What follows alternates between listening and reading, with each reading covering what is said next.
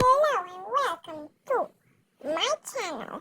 Bogdan #7. Bruh. After a very exciting 1997 Formula One season, it was time for a regulation change in 1998, one that would affect the outcome of the championship massively. Let's dive right in. As previously mentioned, there were a lot of regulation changes which focused on tires, the structure of the car, the strength of the car, and some other less important things.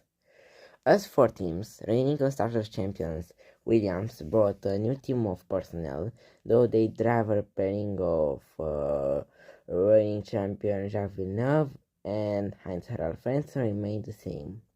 Ferrari remained with the now less popular Michael Schumacher after his action at Jerez the previous year, and yet again with Eddie Irvine.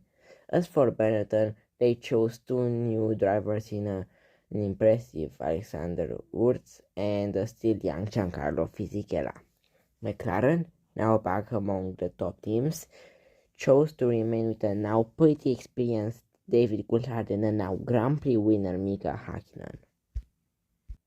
Jordan signed Damon Hill to accompany Ralf Schumacher, who was in pursuit of his brother Michael. Now with Peugeot engines, the very French Prost team remained with Olivier Panis and signed Jarno Trulli, who actually filled Olivier's boots after his leg-breaking accident in Canada for a period of the previous season. Sauber were now heading towards the front of the midfield, or so they hoped, with Jean Alesi joining the team alongside Johnny Herbert, the man he replaced at Benetton. Arrows were left without Damon Hill, which looked dumb to have trusted their plan, but the team continued onwards with Mika Salo and Pedro Diniz. Stewart, now in their second season in Formula One, had Thomas Barrichello and hopefully young Jan Magnussen as their lineup. Tyrrell entered what would become the final season before becoming BAR, with Ricardo Rossi and Tora Nosuke Takaki as drivers. Minardi had a minor evolution, with Shinji Nakano and Esteban Tuero as drivers, even though the team was gradually disbanding. Meanwhile, Goodyear lost some partnerships in Formula One, leaving Bridgestone to lead some of the victims in the tire war, with Michelin also looking to enter the sport. 16 races remained on the calendar, with the Portuguese Grand Prix making the failed return attempt. In the first round in Australia, the McLarens were unbeatable, with Hakkinen taking pole and victory ahead of Coulthard, although with something orders after a pit stop confusion. Frentzen completed the podium with Irvine, Villeneuve and Herbert also scoring points. Remarkably, only Coulthard finished on the same lap as winner Hakkinen, highlighting the car's performance. The same order occurred in both qualifying and the race in Brazil, with Schumacher, Wurz, Frentzen and Fisichella once again further behind. Coulthard took pole in Argentina, but after taking the wrong line and eventually passed by Schumacher, he eventually finished 6th. Michael won the race, with Hakkinen, Irvine, Wurz, Alesi also scoring points. At Imola, Coulthard took pole position and won, with Schumacher and Irvine, the two Ferraris, also on the podium. Villeneuve, Frentzen and Alesi also scored points, with Hakkinen retiring with gearbox trouble.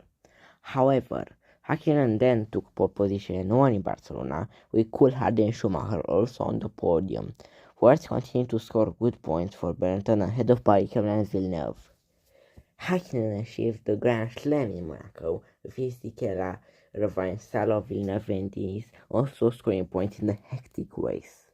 Though Coulthard took a pole in Canada, nobody could beat Schumacher on race day. Fisichella and Irvine joined him on the podium, whilst Wurz, Barrichello and Magnussen got the remaining points. The only mid-season swap of 1998 happened when Jos Verstappen replaced Magnussen as Stewart from the French Grand Prix onwards. There, Hakkinen would take pole, but Schumacher and Irvine would finish 1-2, cutting Mika's and McLaren's lead in both championships down to 6 and respectively 11 points. Mika himself finished third, minimizing the damage, with Villeneuve, Wirtz and Coulthard also in the points. Hakkinen did take pole in Britain, but the rainy race saw Schumacher take the win ahead of him, though Schumacher's win came after a penalty controversy in the pit lane. Irvine got third, Wirtz fourth, Fisichella fifth, and Ralf Schumacher sixth. Somehow, after a crazy qualifying session, Fisichella beat Alesi to pole in Austria. Eventually, however, Hakkinen could have delivered the McLaren 1-2, with Schumacher heading the Ferrari 3-4 behind Ralf Schumacher and Villeneuve also in the points. The same 1-2 finished qualifying and the race in Germany in the same order, with Villeneuve, Hill, and the two Schumachers, Michael ahead of Ralf, also scoring points. This allowed Hakkinen to get a 16-point lead in the drivers and McLaren to get a 26-point lead in the constructors. Though Hakkinen took pole in Hungary, he only finished 6th, and with Schumacher winning the race, there were only 7 points separating the two in the drivers. Coulthard and Villeneuve also got podium places, with Hill and Frentzen also scoring points. Even though Hakkinen took pole in Belgium, the chaotic race that unfolded, including the start and the Schumacher-Coulthard incident, quickly overshadowed his pole position.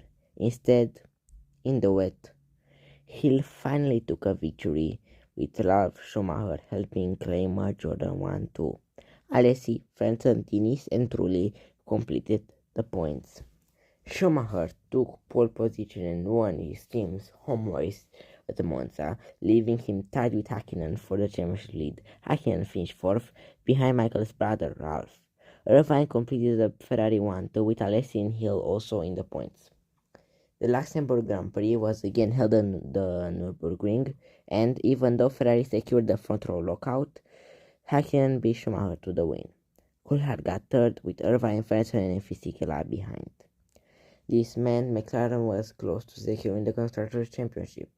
With one race remaining, they held a 15-point lead over Ferrari, needing a 16-point advantage after that race to clinch it. So it was almost impossible for them to lose the championship.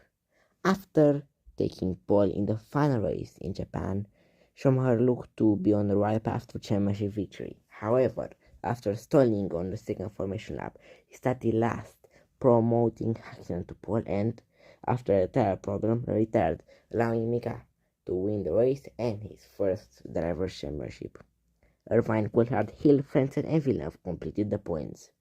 With McLaren securing both championships, it marked their best year since 1991, making them the favorites heading to 1999. Until next time in this series, when we'll discuss that season, like, subscribe, and goodbye.